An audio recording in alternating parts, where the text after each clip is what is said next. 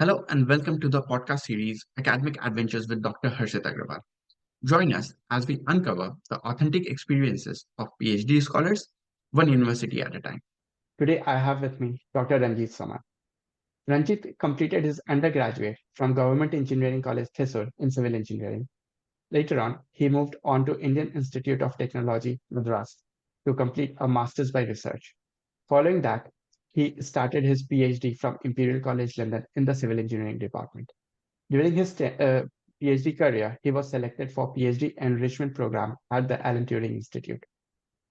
After completing his PhD at Imperial College, he completed several postdoc positions at Imperial College as well as at UTH Zurich.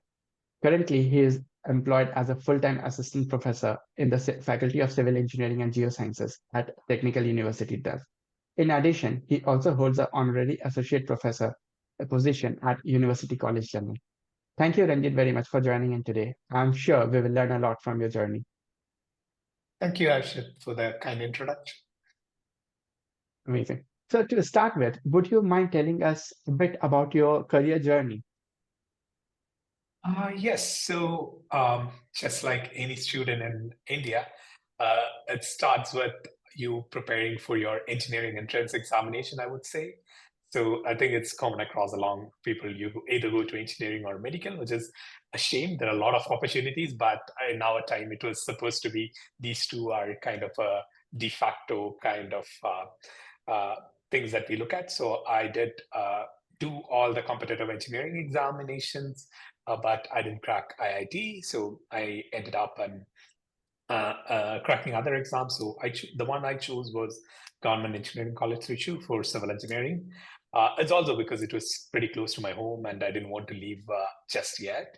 But during my undergraduate, what I found was we were being taught for exams. So we were taught subjects, but primarily everyone was studying for exams, or that was a mentality.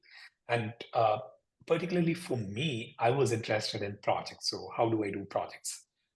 Basically, if you think back and look at it, how do you apply stuff that we have learned into real problems? And along the same time, when I was doing my civil engineering, there's also a requirement that we do a little bit of on-site experience. So that means going and working in a construction site.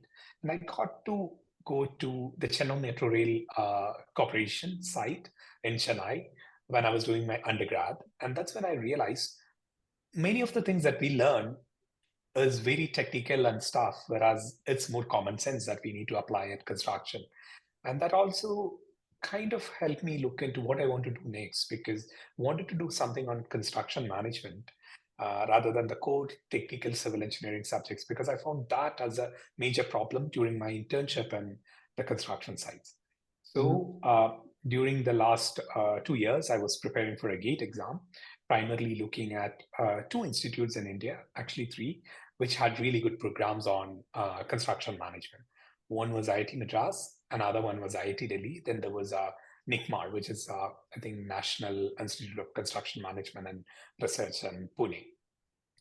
So also, after I wrote my exam and about to receive my scores, I went to IIT Madras for a oral presentation, which was sort of like a paper presentation, but I saw the research that was being done in IIT Madras, which kind of captivated my interest. And what I did was I applied for that specific program, especially there was an interdisciplinary MS program. So I had a choice between an MTech and an MS. So I got into MTech in IIT Bombay. Then I got into MS, interdisciplinary MS in construction management at IIT Madras. And that means I could work between multiple departments in IIT Madras. And I started out on my MS on the topic of construction management. And because IIT Madras had a very good relationship with Larsen and Toubro, one of the largest infrastructure construction companies in India, my project was completely on their site in Hyderabad. So I did a little bit of on-site work. So I think I spent in total of around 4 to 5 months at the site, deploying what I developed during my master's, which is a wireless sensor network for construction progress monitoring, and then got the data. And during this kind of period of collection of data, I understood you can always collect data. There's all these algorithms available, but there's a lot of processes in between connecting traditional processes and construction together, which is now missing. Then, and also I was really captivated by the interest, research and the cutting edge stuff that we could do. So I started searching for like programs across the world that I could kind of integrate these. And that brought me into the field of systems engineering, which helps us manage these data along with these different systems and processes and create value out of it. And that's where I found this group, Center for Systems Engineering and Innovation at Imperial College. And I did I consulted with the professor there, made a research proposal together, got funding, and then started working on that problem when I was in Imperial. After that, basically Imperial was a good exposure. I had opportunity to go to AI Institute, the National AI Institute of the UK, which is a Turing Institute. And that also helped me kind of finish my PhD. I applied my project and I converted my project into actual practice through a postdoc fellowship through Innovate UK, which is a industry academia funding stream in the UK. After that, I thought, okay, I've done something in the UK. I know the system in UK. I just wanted to know what I can do with my knowledge better. And I was searching for other research group where I could expand on my understanding on construction informatics. So what I have done so far then was the wireless sensor networks, building information modeling, a little bit of digital twins, a lot on data integration and knowledge graphs, artificial intelligence, etc. But there were other kind of emerging technologies like industrialized construction, blockchain, etc., which captivated my interest. And there was one group in ETH Zurich. It was then called Innovative and Industrial Construction, headed by Professor Daniel Hall. And I found a position with them to work on another project on circular economy where my idea on knowledge graphs could be expanded on, and started working on that project in ETH. Also learning a lot about industrialized construction, blockchain, etc., which other members of the group were doing. And during my time at ETH, I saw this opening in TU Delft, to which I applied for an assistant professor of digital construction, because I've learned a lot on digitalizing the construction process, etc. And I thought that would be my next venue to kind of learn more about it, work with good people, understand more, and so on. And also transfer this learning to the future generation. And TU Delft has a very good program on construction management and engineering. So that's where I'm kind of teaching at the moment. So this is a kind of a short/long overview of what I've done since, I don't know, 2009 or so. Amazing, amazing. And it's also very important, as in the important things that you have highlighted in your introduction. It's essentially, as you rightly mentioned, that in India, it's mostly about just mugging up and then, like throwing it out on the exam paper and done and dusted. But instead of that, like actually applying it in the field and understanding what works and what doesn't. So it's a very important piece that you have highlighted there. And then also you have weave a very beautifully like how one thing led to the next, led to the next. So it was like a really good, amazing. And so talking now about your PhD journey specifically, would you mind us telling a bit in detail about the application process? And you also mentioned about writing a research grant together with the professor and then getting a funding. So if you can elaborate a bit on it. And the reason for me asking is there aren't too many either too many scholarships available or people are not sure how to approach. So based on your experience, if you can provide a deep dive into it, it will be helpful. Yeah, so there are different kinds of PhD positions that would be available across the world. The first one and the most, most expensive one, I would say, is self-funded PhD. So self-funded PhD is when you approach a professor with one of the research idea, and then that professor looks at your capability and take you into their department under their supervision. That's the first approach. I say it is the most expensive one, not the. I wouldn't say that it is any less valuable than any others, but just a bit more expensive. But that one means you do not get any subsistence. That is, you do not get any stipend. Also, you might have to pay the fees if that university has a fee. So it is, because it's more expensive, it is less competitive. The second type of like PhD positions that one can find is PhD positions within projects. So these are the PhD positions that comes with a project attached to it. So the professors would be applying for projects with the funding agency. So this would be Horizon Europe and European University, EPSRC in the UK, National Science Foundation in the US, and similar ARZ in Australia, and all of those. So basically what they do is like professors ask for a particular project with a certain set of funding, either it is to a themed proposal or individual proposal. He or she gets that money into their institute. Then they kind of, when they are applying, they kind of break down the projects into different themes and work packages, and each work package would be handled by a PhD. And in these kind of positions, basically, you would see it on LinkedIn, ResearchGate, findaphd.com, or jobs.ac.uk, all of those. So what you essentially do here is you keep a lookout for all these areas with keywords that you're interested in. So let's say AI in civil engineering or something like that, and you get pop-ups of these kind of position, then there would be some sort of requirements on application. So generally, that would be a motivation letter for sure, that you need to clearly design your, clearly express your motivation on why to do a PhD, why to do it in this topic, and why to do it in this particular institution or team. Along with that, you would have to attach your CV, and also probably they might ask you to write a small research proposal or something to kind of gauge your English skills, if it is an English-speaking country, whether you know what a PhD means. That is, whether you know it's not just about developing a product, but rather developing new scientific contributions systematically using established research methods or new novel research methods. So they check you for that. Then they might look into your existing history on academic work. That's how well you performed. So this is the second one.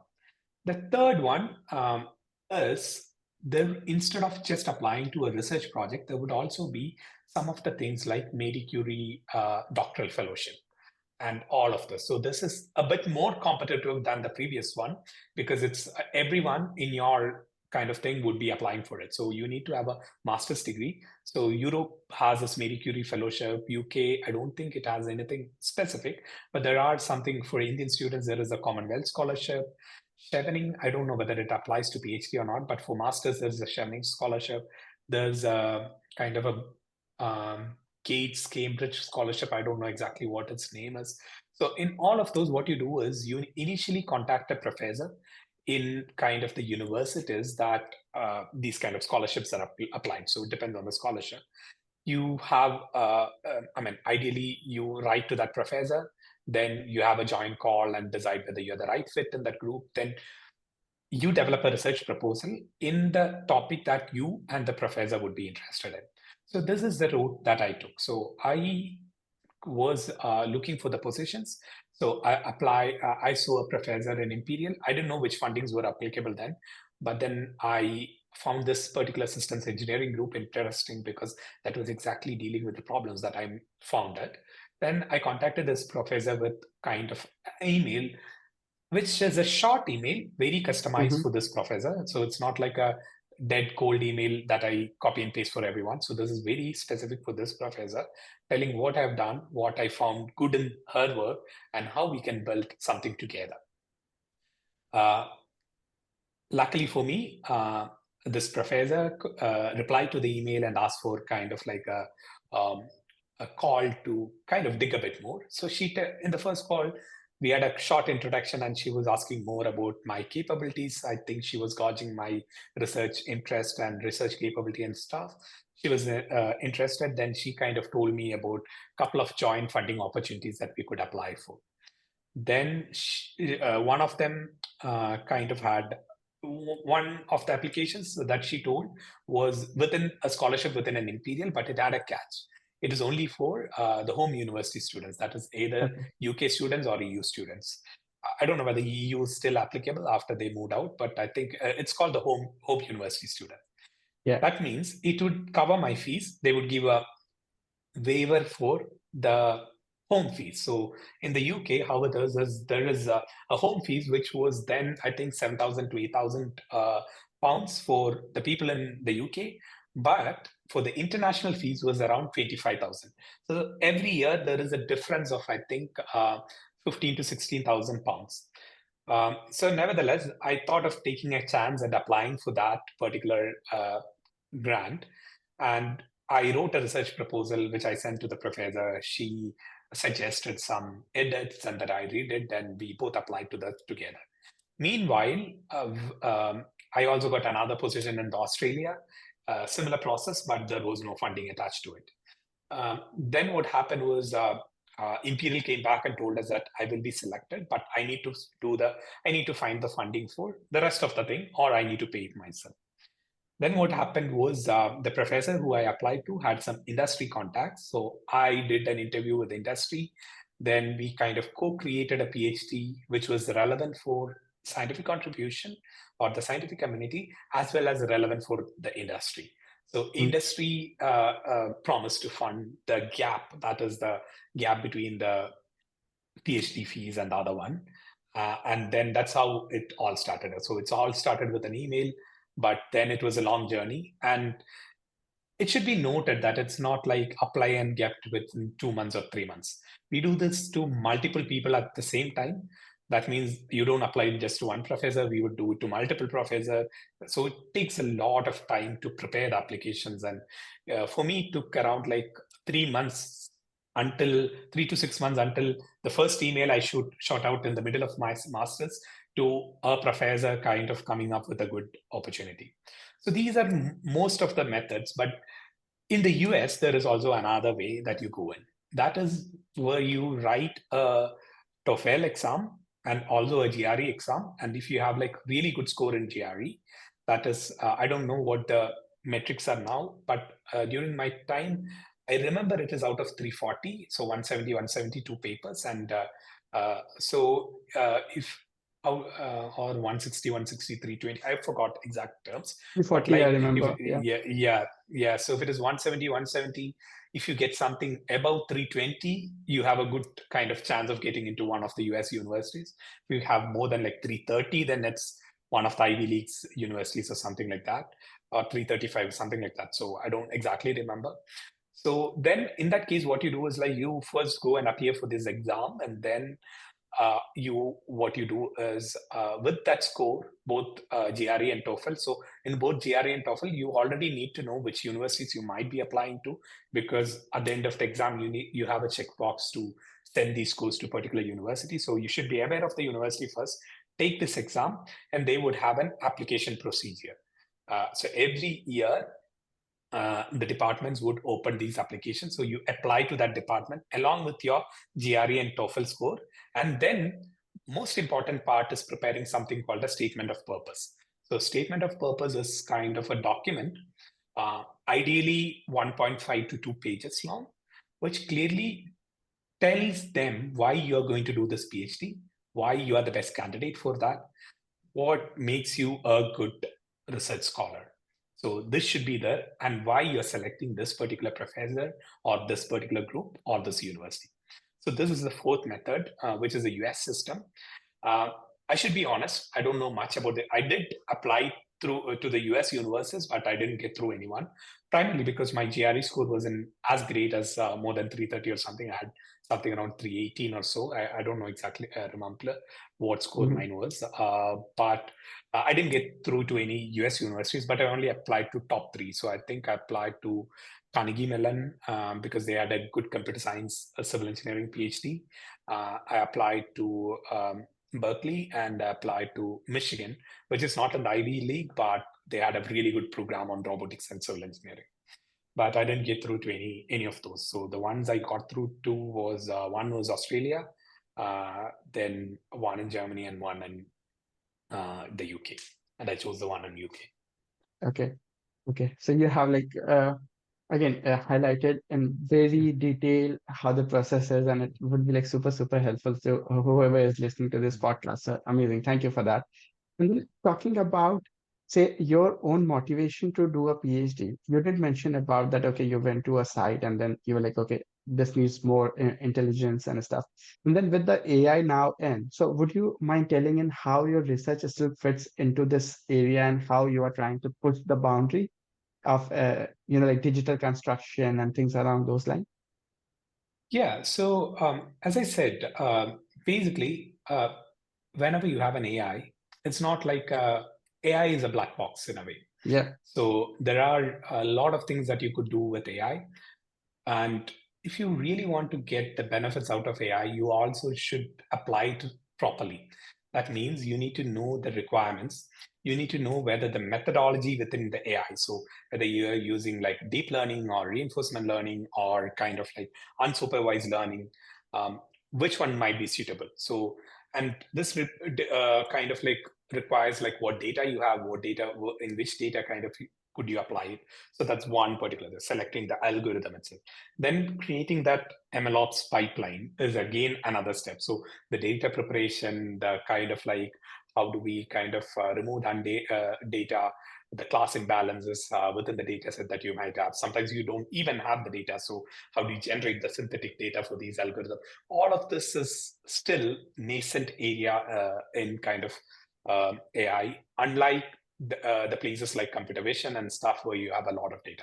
So you take construction, you take something like an oil and gas and all of those. Manufacturing has a bit of data, but most of these fields are struggling with data. And this doesn't mean data is not existing.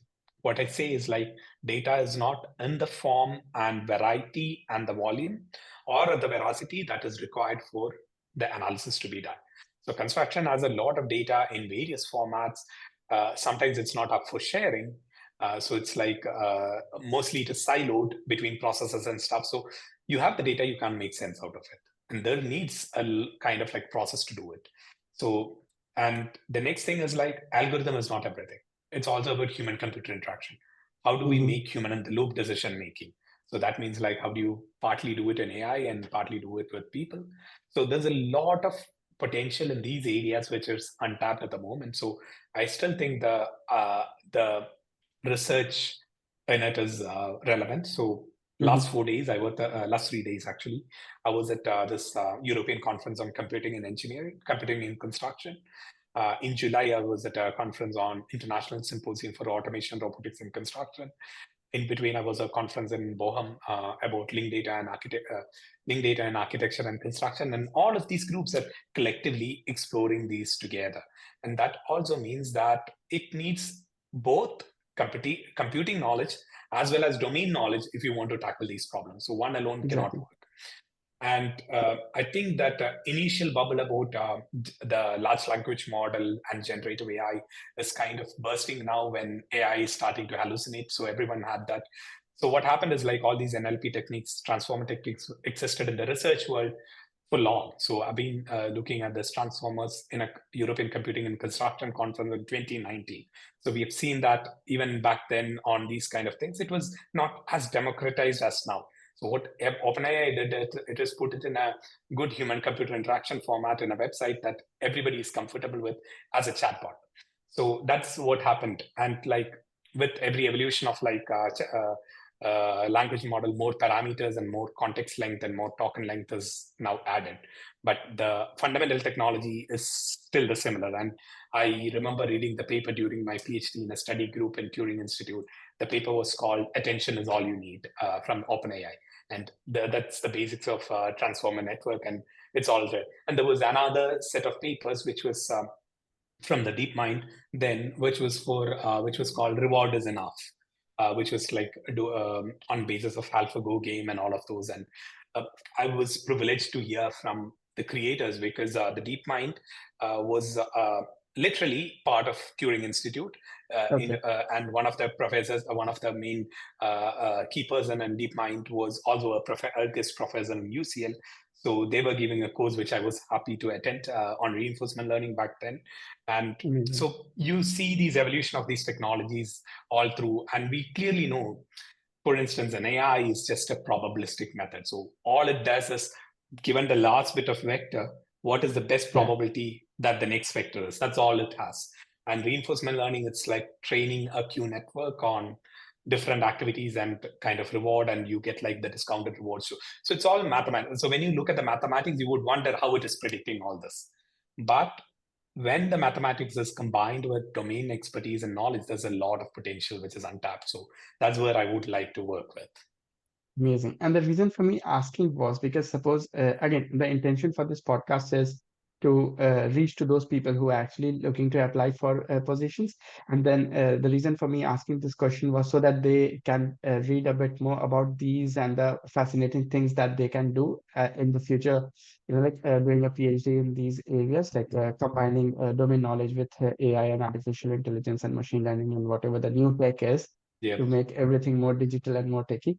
Nice. So talking about again, I'll take you a bit back towards your journey at Imperial and like your PhD process. So talking about you have covered some of these in your answer before, but what were the key factors that you had, say, a tick box or your markers to select a particular university? As you mentioned, you applied for in the UK, US, not much, Germany, Australia, right? So what were the key universities that you applied to, and what were the key factors that you were looking at when you were applying to a particular professor or a Yeah. university? So, I mean, I would say I was very privileged to have the support of my then professors at IIT Madras, Professor Kushi Vargas and Professor Benny Raphael, with whom I did my master's thesis. So I had a lot of guidance from them. So, which I think is, it was a privilege and not available for a lot of people. But for me, what happened at IIT Madras was in 2015, when I was about to start writing my PhD applications, I had chance to attend a conference, which is the International Symposium on Automation and Robotics in Construction in Ulu. So how it works is in IIT Madras, there is funding for the master students to attend one international conference if they have a conference paper accepted.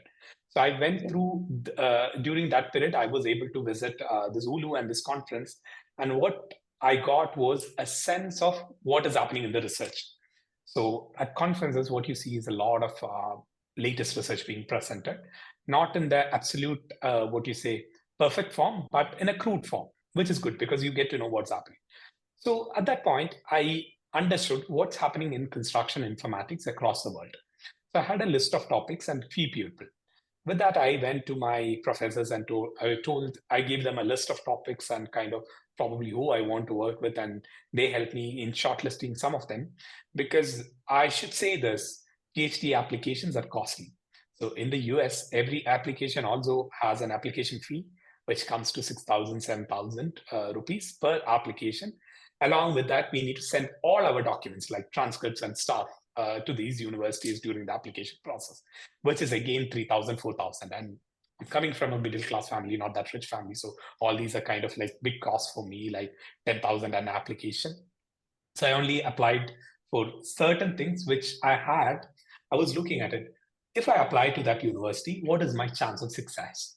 That means whether I would get in or not. So that's the first thing. But like when you do that, you get a lot of university where you would get in, but you won't have much value on the PhD. So I was looking at two things. One, whether university is toply ranked in the rankings. Second, is an OR criteria, or the professor is really good. That means his research group is doing well or not. I looked at Google Scholar on their publication list and kind of like how their publications are. So if it is like a professor with just one co-author and professor is the lead author in all the papers, that was a red flag for me. Whereas if the professor is the second or third author, and the papers typically had like 4 or 5 co-authors, not more. So some universities in the eastern part of the world has like one paper with 12 authors. Then I wonder who did the work or what is it or all of those kind of things. So that gave me, with that, I selected kind of couple of universities where I would make a selection.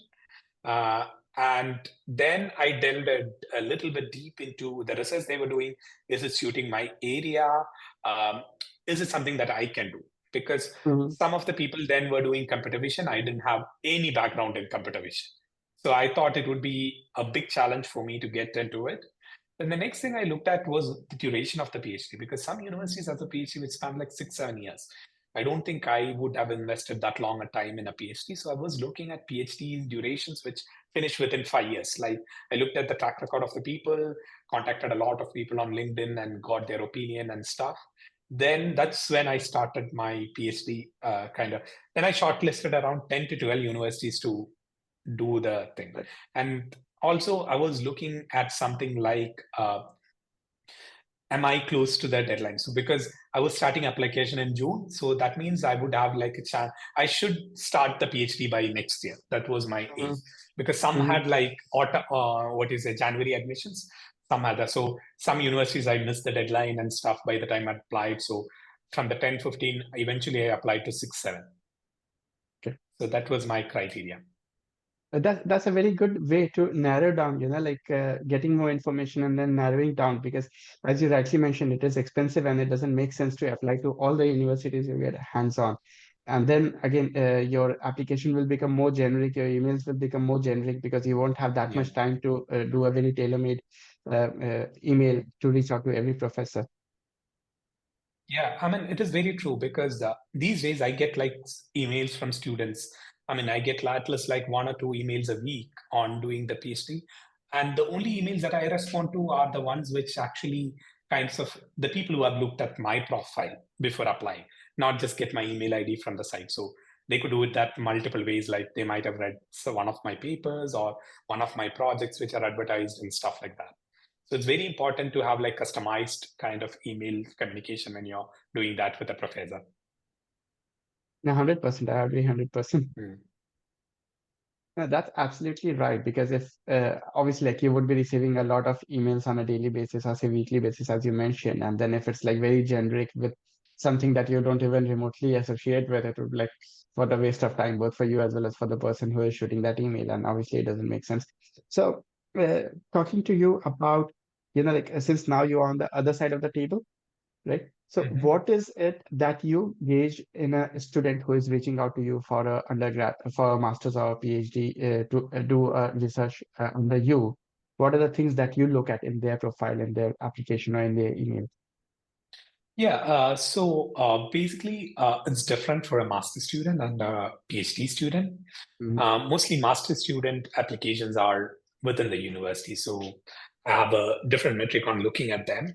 The first is topic, for instance. So it's a topic that they are proposing that's interesting for me.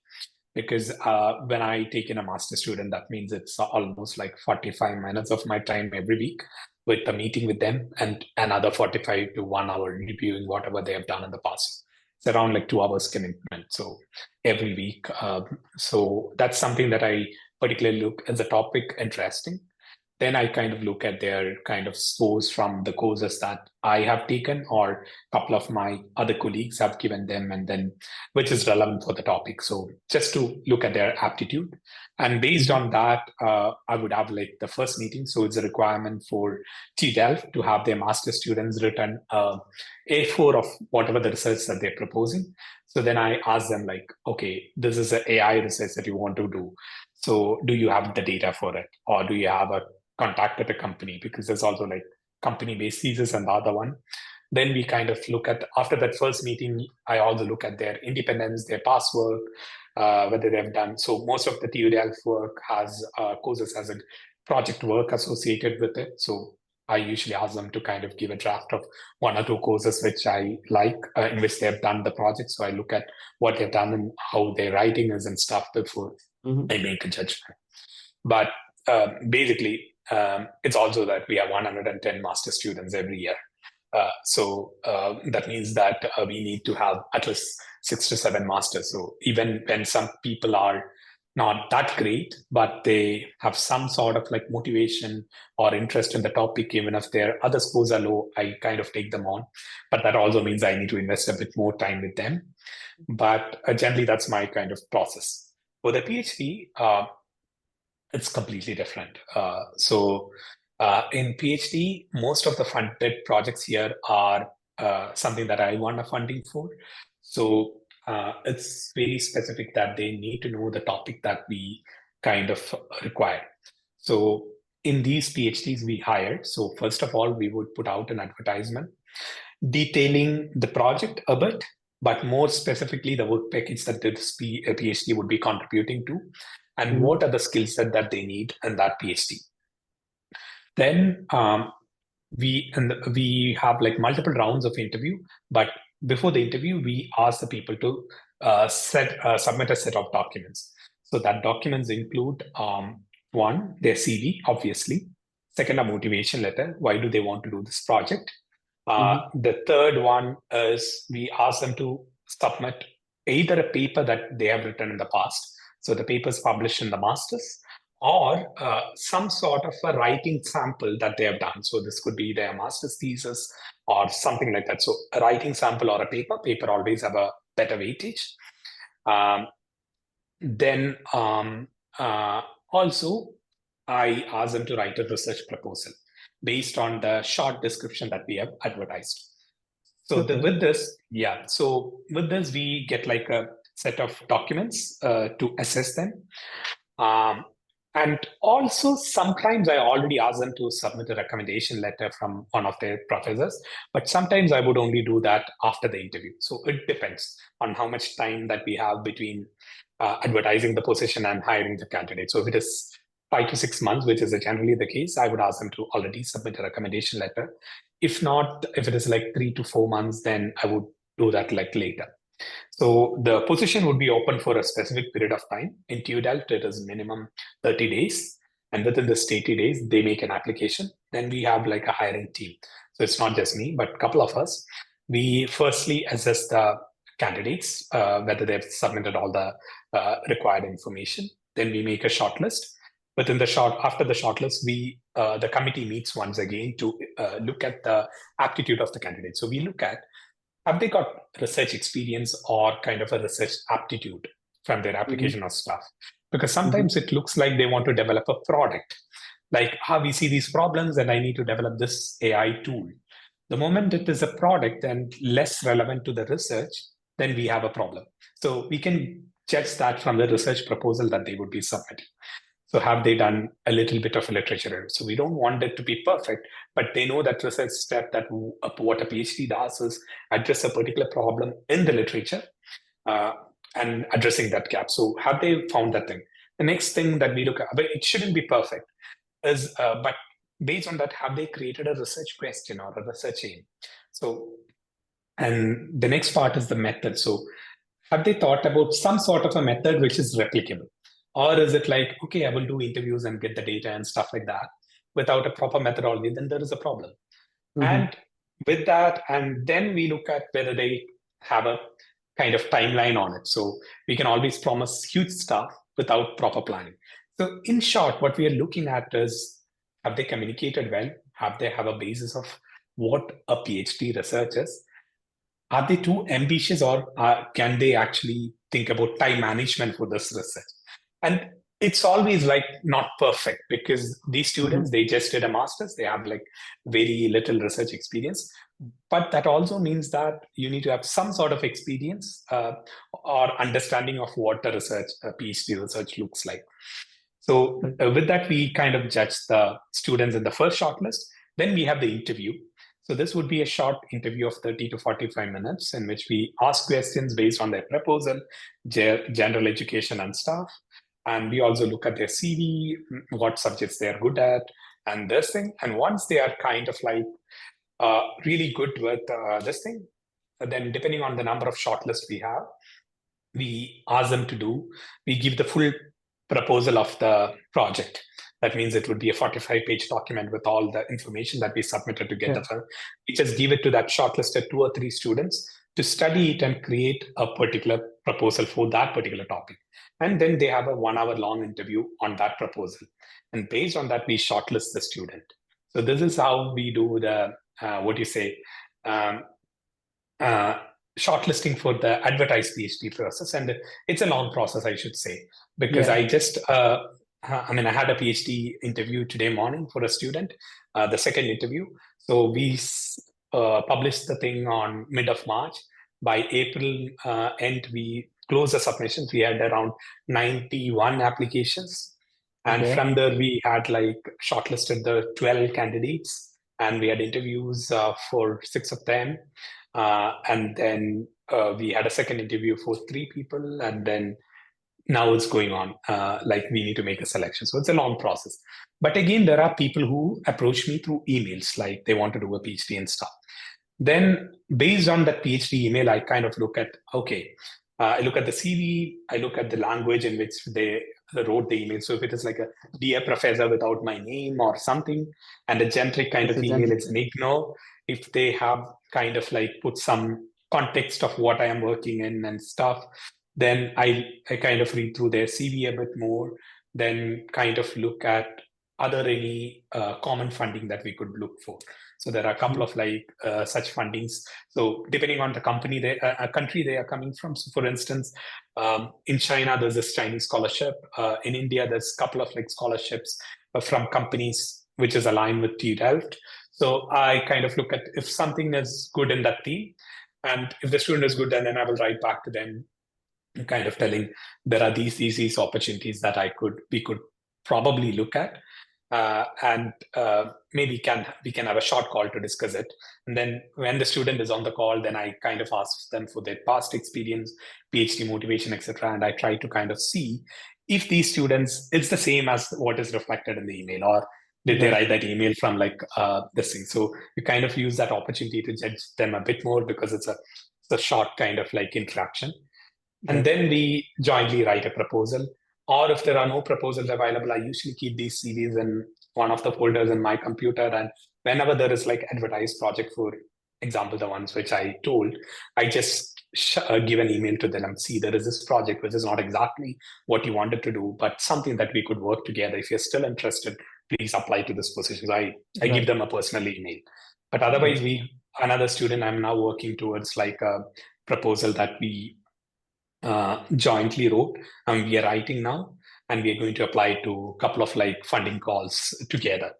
So it's a bit more competitive, but that's kind of the approach that we do at TU Delft. So actually, that brings me to another question, which you highlighted. With this GenAI and ChatGPT, people can actually write like very rousy, flowery letters, like which would be like very polished, and like because it's generated through ChatGPT or say OpenAI, right? But then, so that was the point. Like, how do you? So is it fine if someone is writing their letters or emails using ChatGPT and GenAI to send it as a first reference, or say the first introduction email? I mean, I would say I don't find it a problem, because it's always easy to read a well-written email than a random email. But I mean, to be honest, ChatGPT is around for a couple of almost a year and a half now. We have now started to recognize if it is written by ChatGPT or by one cursory read through it. If it has the word delve or seamlessly or underscore, that's the first kind of flag that, okay, this might be a ChatGPT. Then there is a structure in which a generative LLM. So the ChatGPT has a specific structure, BART has a different one. And so we kind of see that clearly the first time we look at it. So even if you use ChatGPT, it's very easy to understand that you've written with the ChatGPT. That's okay.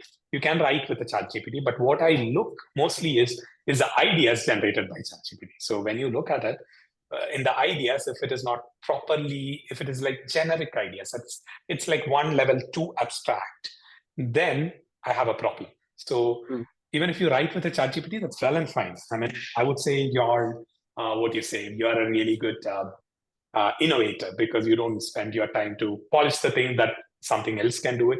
So you spend more time thinking rather than crafting emails. That's okay. But that original idea, so whenever we are in this field, we can know that if they have done a little bit of literature reading before when you write. Because if the students say there's a lot of potential for AI in project management, that's generated by this. And like if it is like 1, 2, 3 with kind of like a bold letter and a paragraph, yes, you have used a ChatGPT to generate that.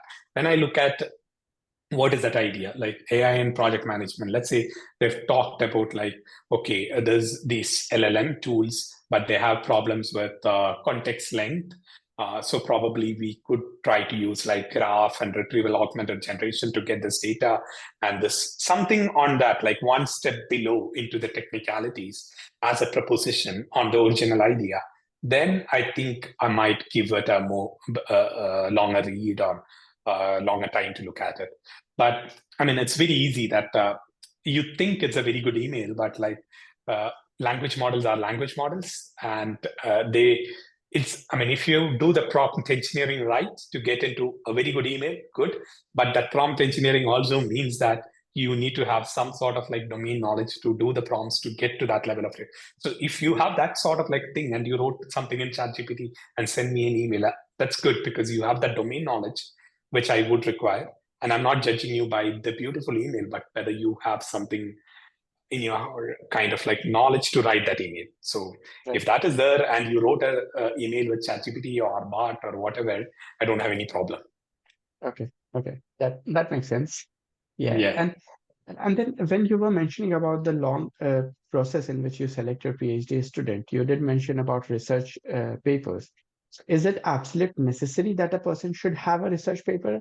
Or is it like, because you also mentioned like otherwise there are other literature, like say their thesis or something. So is it a absolute necessary, not just for TU Delft, but more generically, like is it a absolute necessary? So having a PhD paper always helps. That's what I would like to say. It's not necessary condition, but when there is in these universities, there's always competition. So when you say competition, then there might be as good a candidate as you in here. And whenever we reach a point that there is two candidates which are almost equal and we are looking at the next level of shortlisting, paper is one of those criterion that we look at.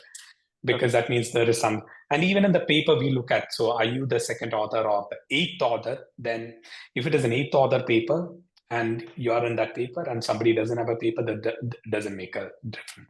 If you are in the first two or three authors and then you have a paper, then that is all significant advantage over the candidate without a paper. But that's not the first criteria on shortlisting. It would be something like a last criteria. And what we are kind of looking in that paper is kind of, have you understood the process of writing a paper in that, like systematically writing an academic piece of work.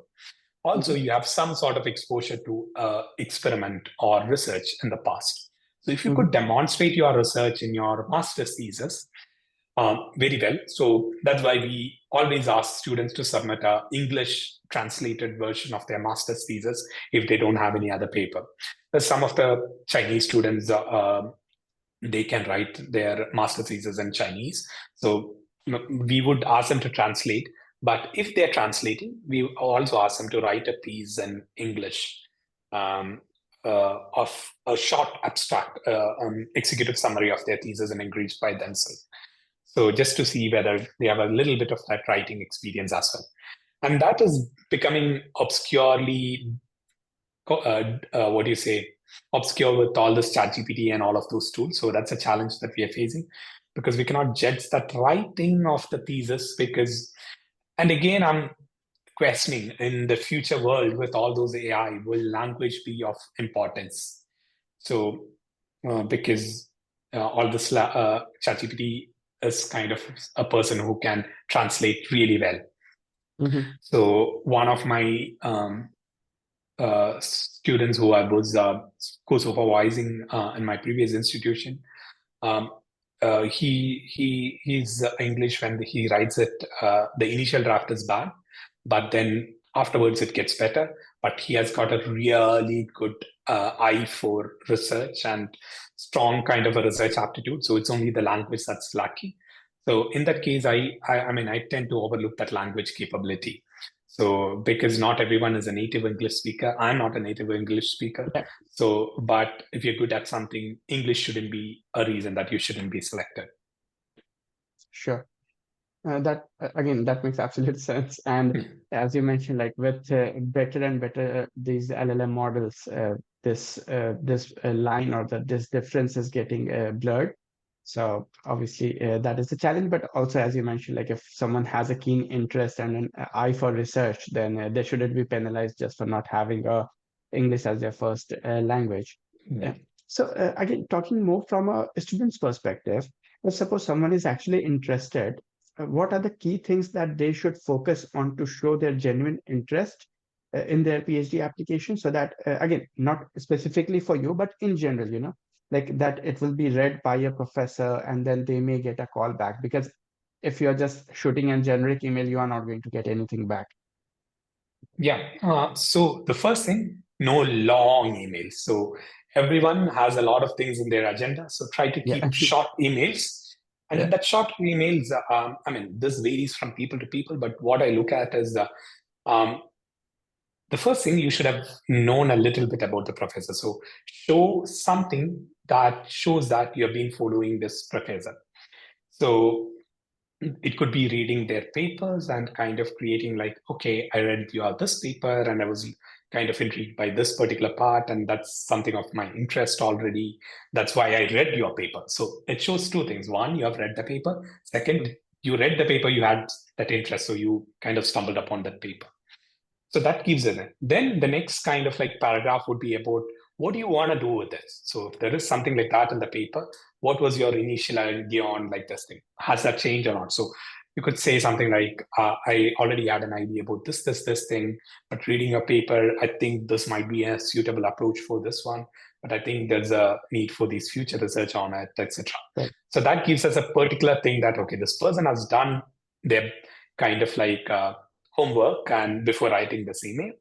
Then we look at the idea. So is this idea good or not? So that's something or something that we need. So more often when there is a good proposal and then it's not in my area of expertise, I usually refer them to contact somebody else as well, or put them in CC and write an email. Like I have my colleagues and I'm like, hey, I got this email from the student. I think he's good, but I think it's more suitable for you. And I just forward the email to another colleague of mine. So that's the first thing. The second kind of thing is like give a better vision on like where they are.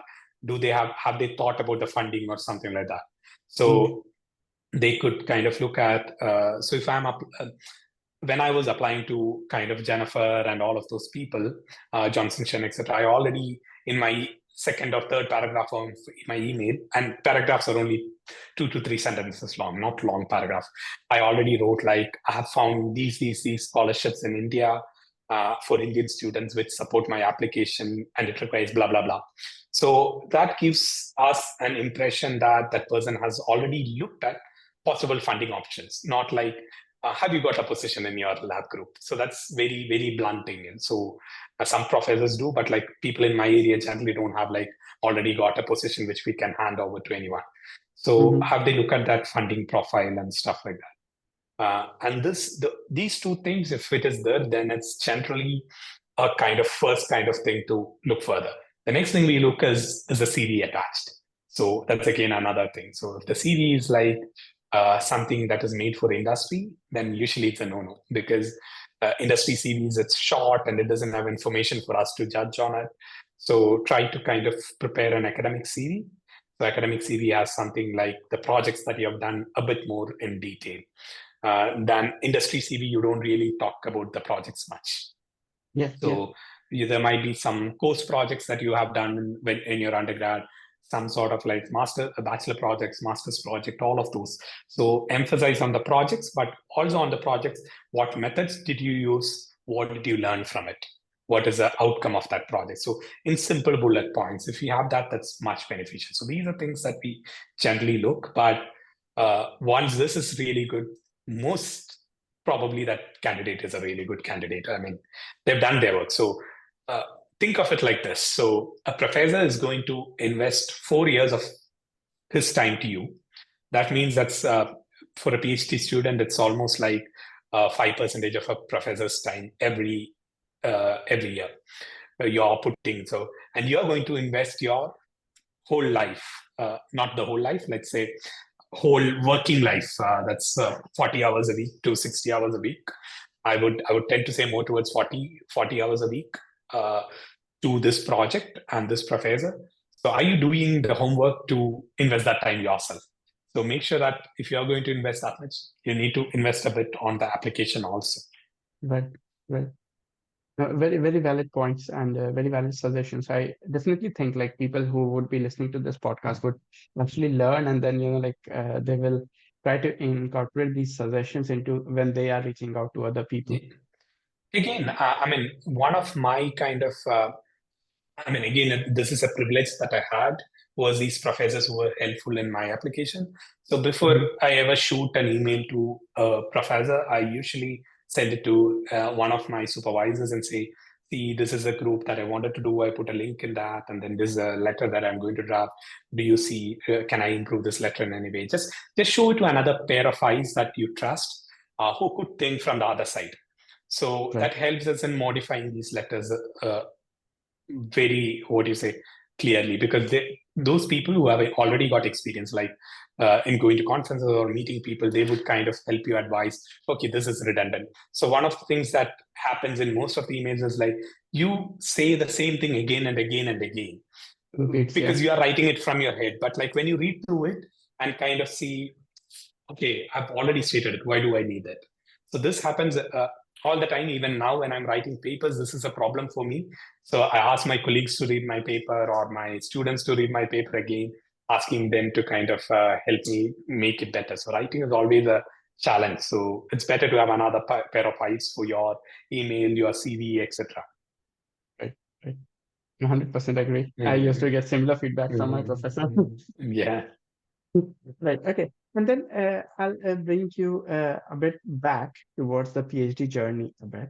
Right. So talking from your PhD time at Imperial, what were the most critical challenges that you had to overcome, and how did you overcome that from your PhD journey? There are a couple of things actually, both academic and personal in a way. Yeah. So I would start with personal bit. So you see the PhD happening abroad, you think that it's all, oh, they're having the best life of their own and stuff like that. They're going on trips, blah, blah, blah. They're getting a lot of money. But except for a few universities that I know, the PhD salary is not that great compared to have like a really good salary back home. So you might, in absolute terms, you might be earning much more than other people, but quality of life, it would be less.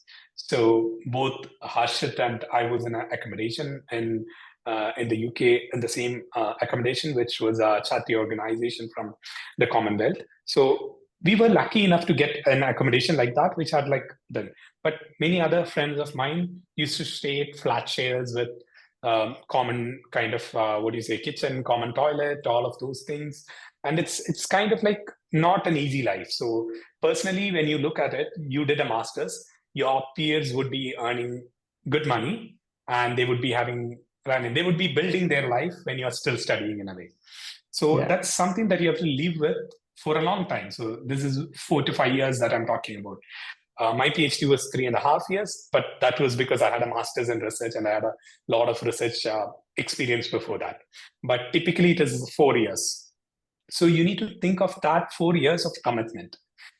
Then if you are doing it in abroad, if you're doing it in India as well, I think the latest salary in IITs for a PhD is around 45,000 or something.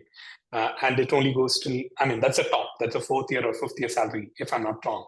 I might be completely wrong about it. I should apologize upfront. But your friends would be earning like 60K, 70K, and they would have all the perks of working in a company, but you're still a student, you'll be in a hostel and all of this. So that's one personal thing that you should be prepared to be there.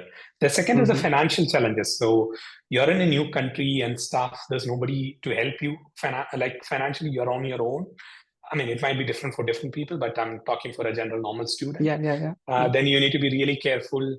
And one thing that I absolutely made sure every time is like my bank balance, I had like 700 pounds left, because that's the flight ticket money to India. So if there is an emergency, I need to have that like one-way emergency flight ticket. So I always make sure that is there. But like it varies, our bank balance varies or something like that. But that is one thing that you need to kind of look at. So it's not as fancy as you see. Then coming to academic part, it depends on different places that you are, your professor, your research group, etc. But overall in a PhD, you are supposed to be an independent student. And the topic that you're exploring, if there are 10 other people exploring in that, then you wouldn't get a PhD degree. So more obviously that you would be exploring a topic that nobody else have explored, which also means nobody else knows that topic better than you. which also means your supervisor or your guide is only there as a supervisor. They can look at it from a bird's eye view of this problem with their experience. It is up to you to solve the problem. People can give you all kind of suggestions, but they cannot do it for you. So it's not like spoon feeding or something like a course project. Here you are actually trying to solve a problem no one has done it before. So that also means you won't get the right answer at the right time. And Harshit could also kind of like back me up on this, but never in my life during my PhD has one of my program worked for the first time or the 10th time. It's only after the 20th or 30th iteration that you start getting results. And some of these programs run for a week or so. So it's not, I mean, now it might have improved, but sometimes it takes like 1 week to get that answer that it is not right. And you need to live with that. You need to know that failure is a thing. So you need to kind of look at that failure point, try to learn from it and move on. So one of the qualities as a PhD student is to be resilient. You need to be resilient. You need to adapt to the failures. You need to learn from the failures and kind of come back with new ideas and stuff. Second thing is like when you are in a difficult group, that means sometimes you wouldn't have any support. So you need to have like a support system on your own, independent of your research or something. So this is something that I tell every PhD student who comes to me telling that they want to do a PhD is, there is your PhD, but you need to have another hobby. Whether it is singing, dancing, sports or something, you should definitely have another hobby, or you should find a hobby before you start PhD. So I tell that to my PhD students now also when they come in, that you need to have another hobby, because there would be problems in your PhD, whether you do. Sometimes you wouldn't have the support within the group or something. You need to fall back on that hobby or that support system that you have to go through. And in my PhD time, there was a couple of, I had a little bit of a problem because when I joined, I was only PhD student with a professor. And the professor is really good, but also she was building the group in Imperial. So what that means was I didn't have any postdoc or something, or even the professor at most of the time. So I had to do everything on my own, but I found like people who might be around who are working on similar topics. So I used the networking opportunity to find it and stuff. Then the challenge is about writing and rejection. So in PhD, you need to have like in a good quality institute like Imperial or something, you need at least 3 papers published in really good journals before you start writing your thesis, or you have some sort of like a publication pipeline like that. So that means you have to kind of work hard and get these things in writing. That means you need to consistently document your approach throughout. So if you don't do that, then you have a trouble at the last day. So I didn't do that earlier on. I should apologize, but like that had got me a bit of a trouble when I was trying to find the results and stuff. It's all over the folders in my computer. I had like 4 diary full of results, which was not organized properly. So I had to go back and come back to all of those and stuff. So that's again something, that documentation, if you don't do properly, then you would have trouble. So these are all learnings that you would do. And at the time, I mean, I'm smiling now, but at the time I would be crying actually. Like I can imagine some of our conversations in the kitchen. Oh, this is not happening. That is not happening. Exactly. So you need to be prepared for all those, because PhD is a research. It's not like a, what you say, already designed program for masters or something that you would have. So it's on your own. So in PhD, you are the lone traveler. You would have people who would be helping you at different phases of the journey, but you're the only one who have traveled the whole thing. And that is for that thing, you are getting the PhD degree. So there are 2 things that you earn with a PhD. One, you made that teeny competition, incremental knowledge. So on the day of your PhD defense, you should be the world's best expert in a very tiny knowledge that you kind of like understood from your experience and the literature and stuff. And that would be only valid for that 4 hours of your defense. The next day, somebody might, but on that day, you should be that. And the second thing is, on that day of defense, you should defend on how you generated that knowledge, that method. So your research will be systematic and stuff. So PhD is a training for you to do systematic research. So it is for that knowledge and then kind of systematic way that you've done the research that you will get this degree, not for an exam that you have exited. The exam is starting from on the day that you join for the PhD till the day you do your defense. Yeah, you get your PhD degree. Yeah. Right, right. I mean, And I think then, Harshit can tell us the same because he also did a yeah, PhD. yeah. Yeah, same. So that's the thing, Ranjit. Uh, to share our experiences to those who may not have access to people like you and me. That like you would be, say for an example, you would be getting tens of emails, right? You cannot reply to each Mhm. one of them in this detail that we are talking right now, right? But then with our Yeah. experiences and with our connections we may provide, and using this podcast we may reach out to more people who are actually looking for these kind of knowledge and experiences, but it's not easy to find in general on internet. Yeah. Yeah. True. Very true. uh, and then a quick question, say after completing your PhD, what are the different career paths in your particular discipline that a student can look for, like? Yeah. So basically, the career paths kind of change over time. And I graduated at the worst possible time, which was during the COVID. So it COVID. wasn't easy. But generally, what you can see is when you're, as I said, when you're graduating at that particular point, you're the world's best expert in a small area of discipline. But during that PhD, one of the things that you need to do is generate a T knowledge, as we say it. So T is like you need to have the breadth. That means you need to know everything around these topic that you're working in. Then you need to have the depth of the knowledge in which you get the PhD. So based on that, in my field, that is construction, and especially the area that I work with, that's construction informatics. Um, there are two ways you could go. Actually, three ways. The first one is follow an academic career. So get a postdoc position, then go from the postdoc position, you can get a permanent academic position or something. So this is what I did, primarily because I didn't have much options when I finished my PhD. But I also like this research part. So that's one thing. The second one is there are companies which are construction companies or data science companies, etc., who are looking for domain experts like you who knows both the worlds. So in my area, there is like AI knowledge, digital transformation knowledge, and construction knowledge, and I worked in the intersection of those. So I could have got interviews to. I would have got interviews to some things like construction, the R&D departments of the construction companies. So they are doing policy development strategy on digitalization and construction, and so these were a couple of options in my. So in any industry, there would be some sort of like an innovation wing.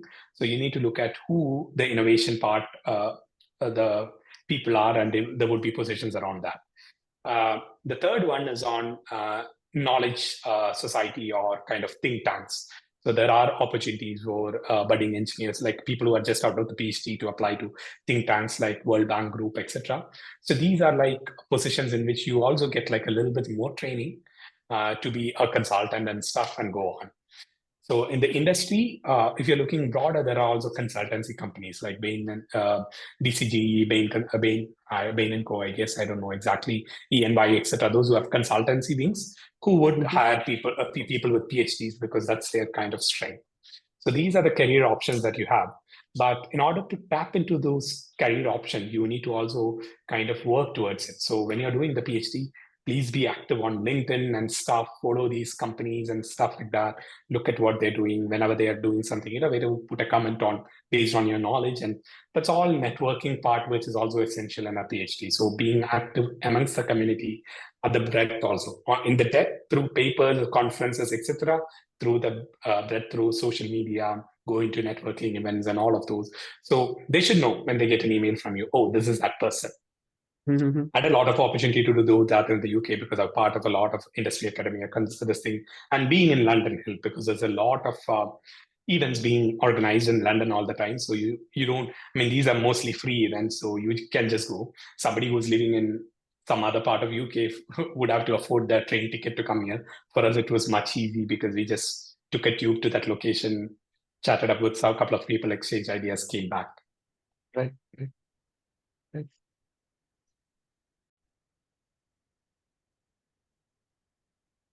Now, let me take you a bit towards, like now the role that you are currently doing, like as a assistant professor, as a supervisor. What would you say is the role of a supervisor in a person's PhD journey? You did mention that PhD is something like you're very niche, so a supervisor can only provide a bird's eye view. But still, what is the role of a supervisor in a student's PhD journey? Yeah, so the role of the supervisor, it is actually multifold, and it evolves during the phase of a PhD. So at the first stage of a PhD, when you get a student, especially a student who are fresh and uh, uh, didn't have any research experience or something, the first role of the supervisor is kind of hand-holding a bit to let him or her understand what is research, what is properly research, what should we do. So this involves like helping them do a literature review, helping them kind of like give a bit more guidance on critical analysis of papers. So what I generally do with my students, for instance, is ask them to do a small literature review. So go in depth rather than in breadth, kind of create an Excel sheet with paper with disadvantage, and then we jointly look at those papers and tell what I think of their literature review or what should they improve on, how do they. So my first kind of like couple of 3 months or so is to help them understand the literature and also help them kind of document all of those. So a little bit of handholding. So in 3 months, we do have like a short kind of a meeting here in which all the PhD committee would come. So, and the PhD student needs to present something a little bit, not a proposal or anything, but general understanding. So I do that till then. Then you kind of leave them out for some time. So let them do their own thing. So instead of a weekly meeting, you have like once in a 2-week meeting, and try to kind of transfer the ownership of the PhD to them. So from then on, they should start trying to be independent. So you're there, but you're also not there, sort of a thing, just to see how it works out. Then with that, the supervision style changes with each PhD student. So everyone is different. They need kind of a different set of like assistance that's needed. And within this, when we leave it to them for that particular 1 or 2 months, that's when we assess that what type of a supervision the student. For some students who are really good, you don't really need to do much. All you need to be is whenever they present, try to be critical of their work, try to appreciate them for what they have done good, but more importantly, they would be lost in some places. So identify where they are lost and help them. So some of the things about being lost is students zooming in too much on a topic. So as a PC, you need to be zoomed in and also at like zoomed out at some point.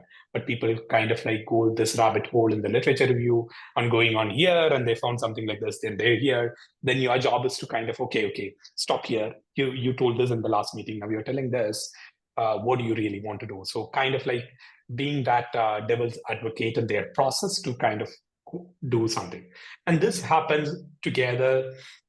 And sometimes they would be coming up with a proposition, and the job of the supervisor is to look at, okay, within the kind of infrastructure that we have, the time limits that we have, is this possible or not? So to give that kind of a thing, because by then the student would start becoming a bit more having knowledge on that particular area that's going to work than you by the 8th or 9th month. That's when the kickoff should be there.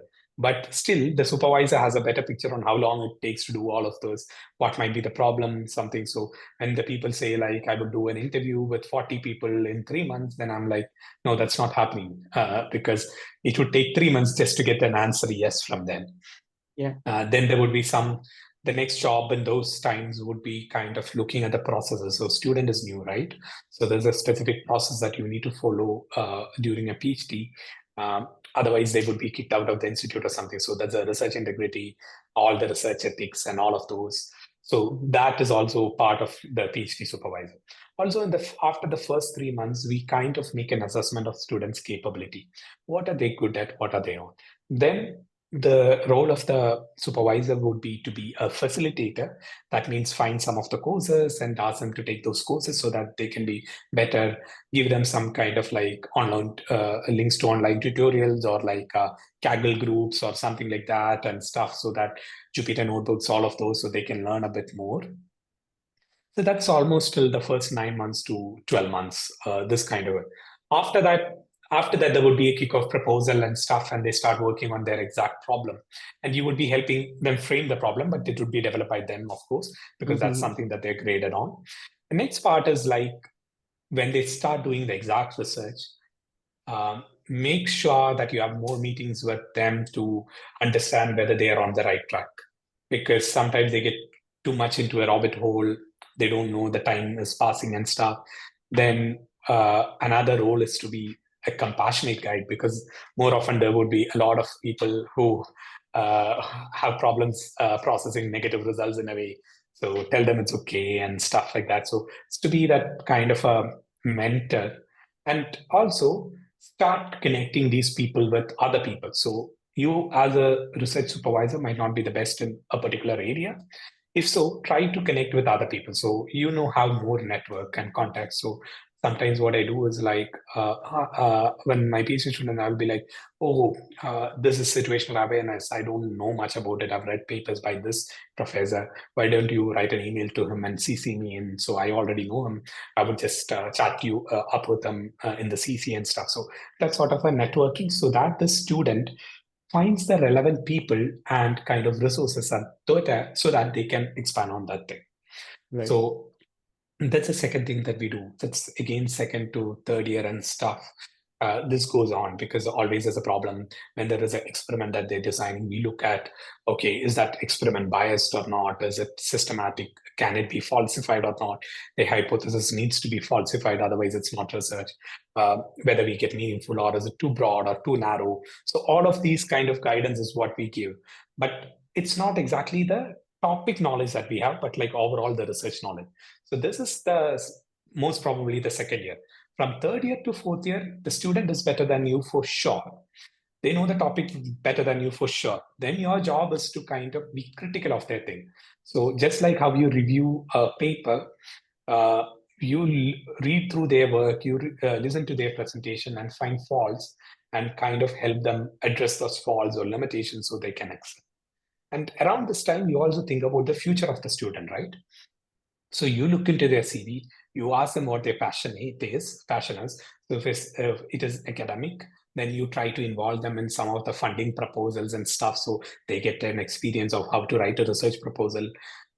You help them network in conferences. So I try to make it a point that the supervisor should be with the student in at least 2 conferences they go.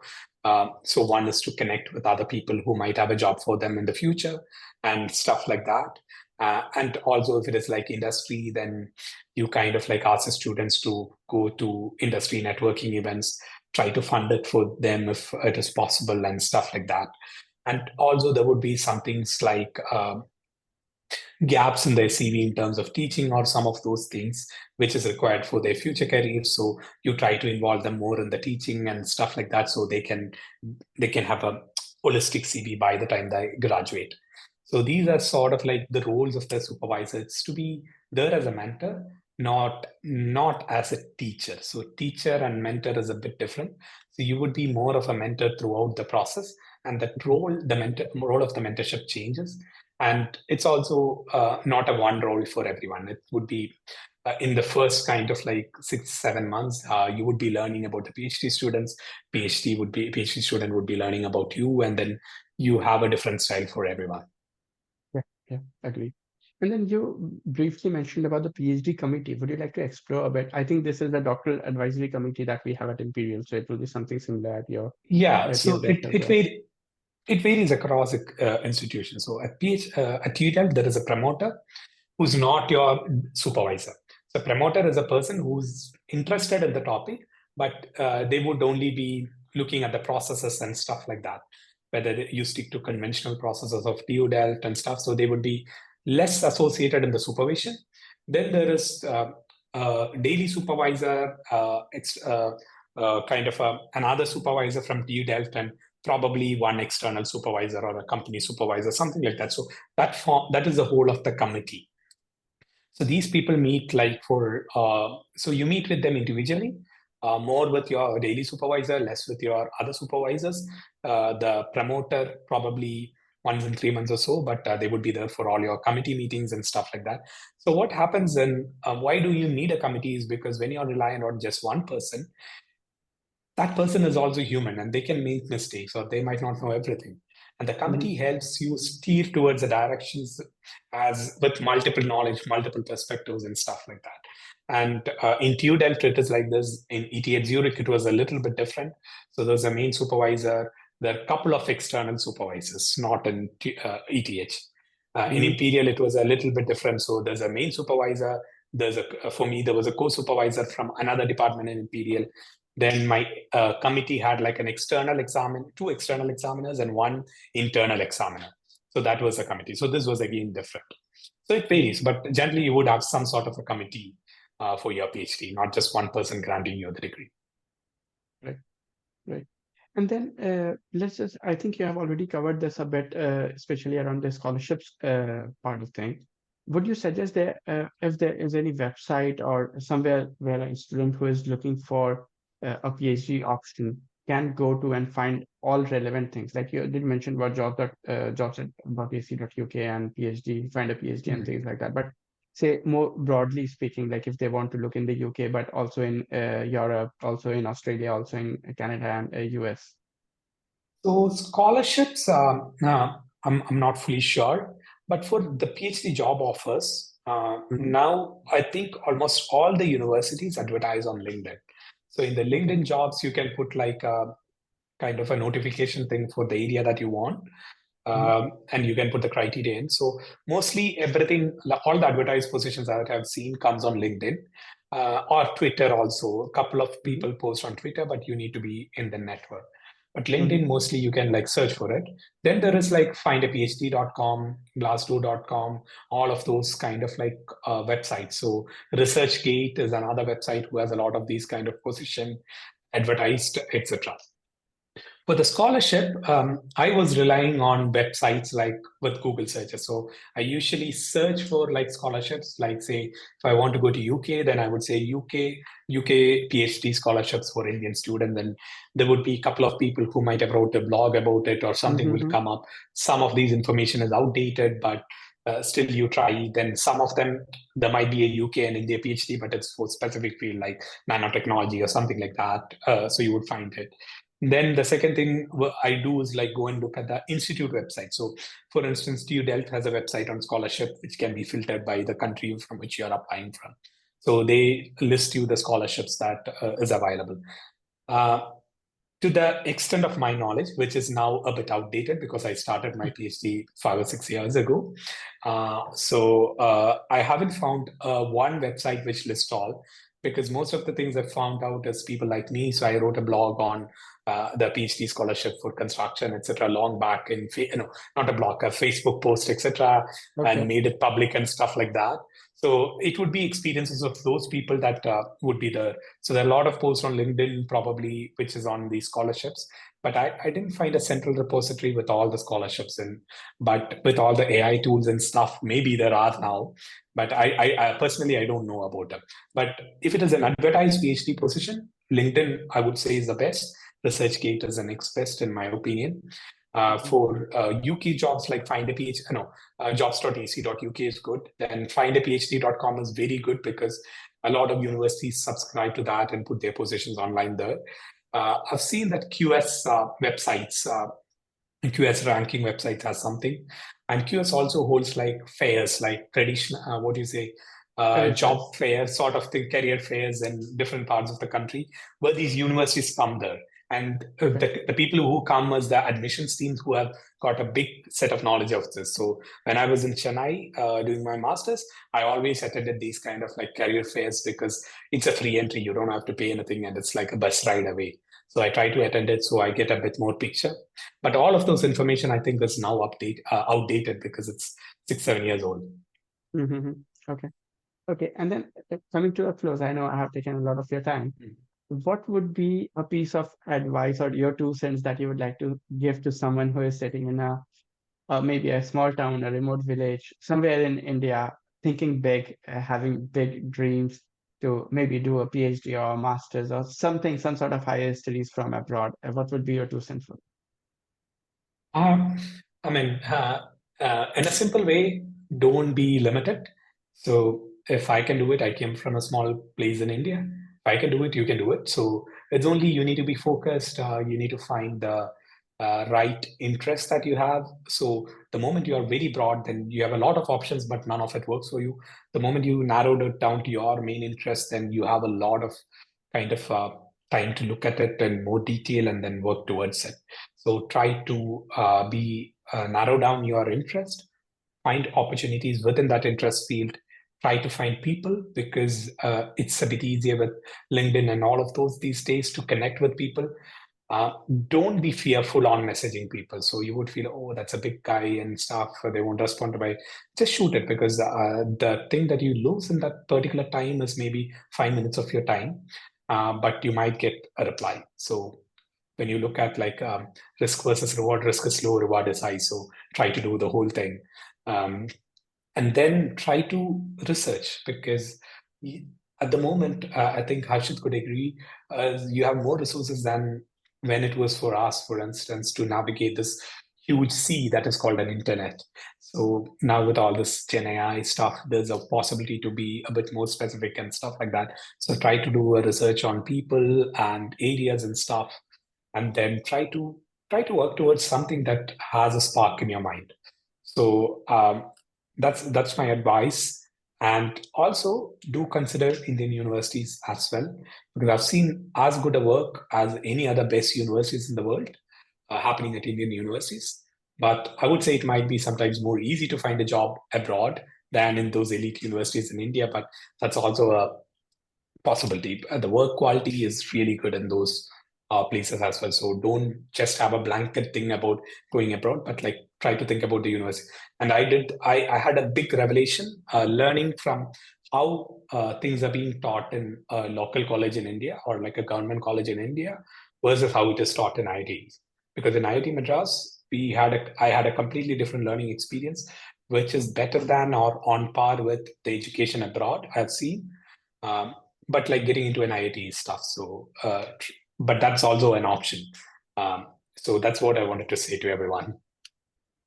Thank you very much, Ranjit, for your time and very elaborate and detailed answer. And I'm 100% sure that the ways you have suggested all the different options and in very detail and with proper examples, it will be really helpful to our to the listeners of this podcast. Thank you very much for your time today. Thank you, Harshit, for hosting me. Thank you very much, and all the best to everyone. And in Dutch, we say not all the best.